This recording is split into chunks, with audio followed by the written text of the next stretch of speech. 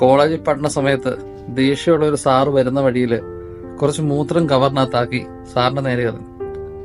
വർഷങ്ങൾ ശേഷം ഇയാൾ കല്യാണം കഴിച്ച് മുന്നോട്ട് പോയപ്പോൾ മക്കളുണ്ടാകാതെ വന്നപ്പം അല്പസ്വല്പമൊക്കെ കുറ്റബോധവും മറ്റു കാര്യങ്ങളൊക്കെ ജീവിതത്തിലുണ്ടായി.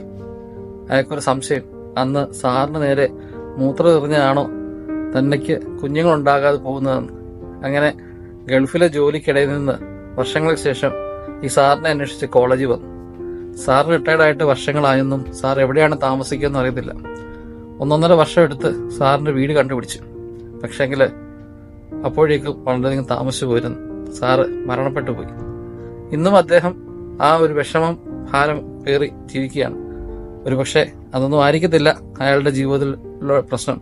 എങ്കിലും നമ്മൾ കുട്ടികൾ മനസ്സിലാക്കണം, ടീച്ചേഴ്സിനെ ബഹുമാനിക്കാൻ പഠിക്കണം. അമിതമായിട്ടുള്ള ഇത്തരം പ്രവൃത്തികൾ ജീവിതത്തിൽ എപ്പോഴും വിഷമം ഉണ്ടാക്കും.